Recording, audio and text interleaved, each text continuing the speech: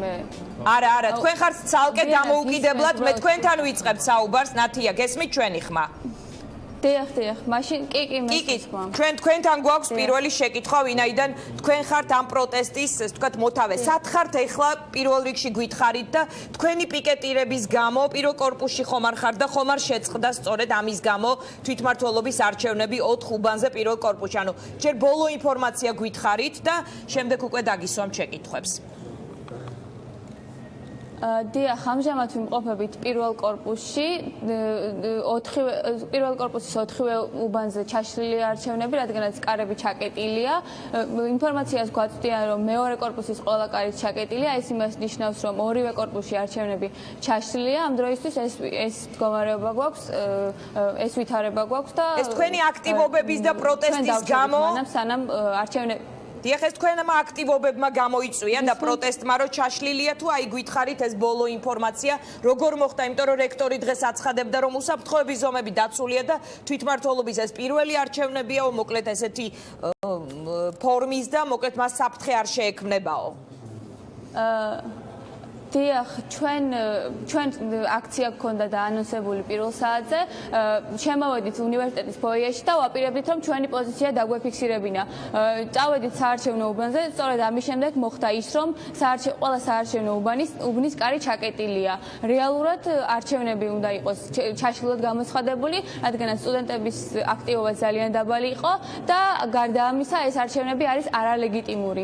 მარტიდან მოყოლებული ჩვენ ვაპროტესტებდით თვითმმართველობის ამ ფორმით არსებობას. პრემიერ-მინისტრმაც განაცხადა, რომ თვითმმართველობის ამ ფორმით არსებობა არის მანკიერი. გარდა ამისა, განათლების მინისტრის აცხადებდა, რომ ჩვენი მოთხოვნები არის ლეგიტიმური. ჩვენ ამ ფორმას იმიტომ ვიმართეთ, რომ ჩინოვნიკებმა, რომლებმაც ჩვენ დაპირებები მოგვცემ, უნდა შეასრულონ თავიანთი დაპირებები. ჩვენ მივმართეთ პროტესტის რადიკალურ ფორმას, თუმცა მშვიდობიანს, რადგანაც ჩვენ არ დავპირისპირებიართ უნივერსიტეტის დაცვას. ყველანაირი პასუხისმგებლობა ეკისრება მთავრობას და რექტორს, რომლებსაც არ გამოიჩინეს ნება, არ მოусმინეს სახალხო დამცველის წერილს, სადაც ის აცხადებდა, რომ კანონი, რომელიც არსებობს, არათანაბარ პირობებში აყენებს სტუდენტებს.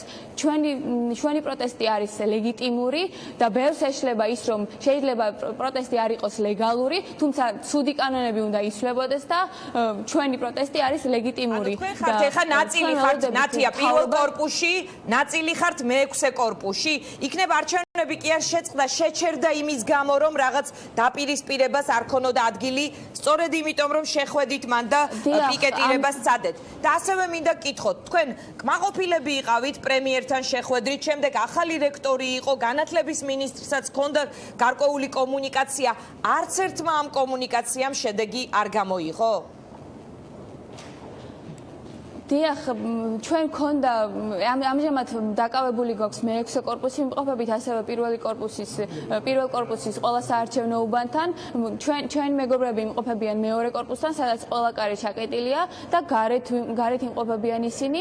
ჩვენ აპრილში, როდესაც პრემიერ-მინისტრს შევხვდით, მისგან მოვისმინეთ ბევრი დაპირება, მათ შორის ის, რომ მეცნიერების დაფინანსება მთლიანში და პროდუქტთა შებარდებით უნდა გაზრდილიყო, თუმცა ამის მიზეზად ამ ცვლილების განუხორციელებლობის მიზეზად პრემიერ-მინისტრი აცხადებდა, რომ პოლიტიკური ვითარება იყო სხვანაირი, თუმცა დღეს პოლიტიკური ვითარება შეიცვალა და გვაქვს ის, რომ მათ აქვს კონსტიტუციური უმრავლესობა და ყველანაირი პოლიტიკური ბერკეტი იმისთვის, რომ დაიწყოს რეალური ცვლილებები და ველოდებით მათგან მხოლოდ პოლიტიკურ ნებას და მზაობას იმისთვის, რომ დაიწყოს ის რეალური ცვლილებები, რომლებზეც ისინი საუბრობდნენ ჯერ კიდევ მარტსა და აპრილში. ნათია, თქვენი მოთხოვნა რა არის, რომ თვითმმართველობის არჩევნები გადაიდოს იმ დრომდე, ვიდრე შეიცვლება კანონი, იმიტომ რომ განათლების მინისტრობის კანდიდატი საუბრობდა ეს ვთქვათ საკომიტეტო განხილვების დროს თვითმმართველობაზე და ის ამბობს, რომ მომავალში განვიხილავთ კანონის ყველა ასპექტსო თვითმმართველობის შესახებ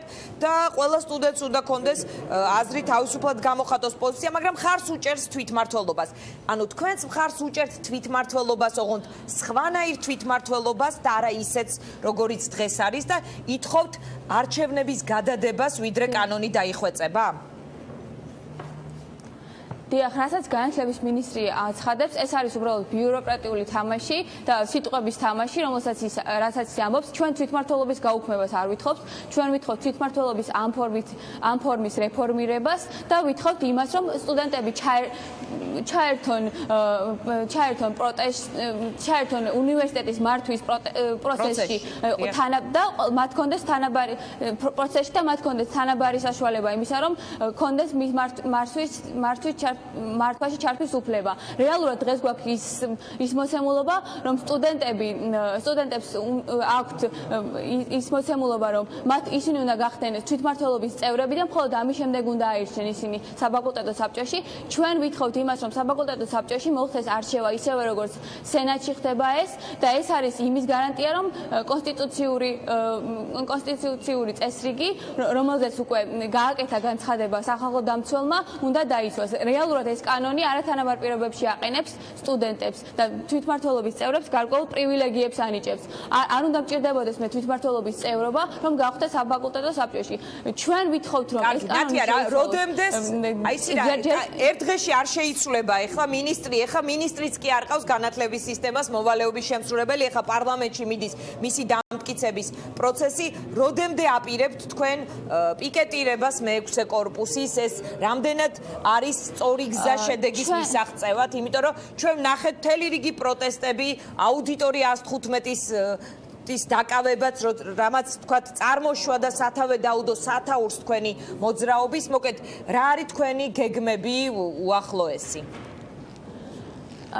ჩვენ ვიცით პოლიტიკური ვითარება და ვიცით ისიც, რომ ალექსანდრე ჯეჯელავას დამტკიცებას არ სჭირდება დიდი განხილვა, რადგანაც ქართულ ოცნებას მმართველ პარტიას აქვს უმრავლესობა, კონსტიტუციური უმრავლესობა, შესაბამისად ალექსანდრე ჯეჯელავას დამტკიცება არა კითხვის ნისკრის ქვეშ, სწორედ ამიტომ მას შეუძლია დღესვე დაიწყოს ამ კანონის ინიცირება, გადაიდგას ნაბიჯები და მხოლოდ ამის შემდეგ, როდესაც პარლამენტი დაიწყებს ამ კანონის განხილვას, მხოლოდ ამის შემდეგ დავტოვებთ მე-6 კორპუსს.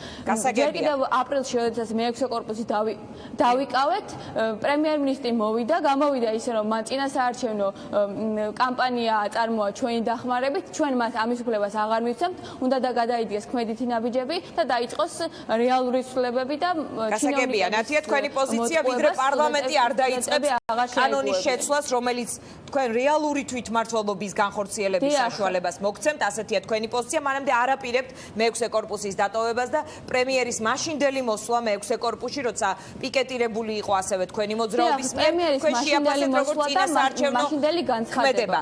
კარგი, ბახვა კვირიკაშვილი, ჩვენი შემდეგი სტუმარი, სტუდენტური თვითმმართველობის ხელმძღვანელი. ბახვა, თქვენ რა ინფორმაციის მოცემა შეგიძლიათ, მოწოდება ჩვენი მაყურებლისთვის?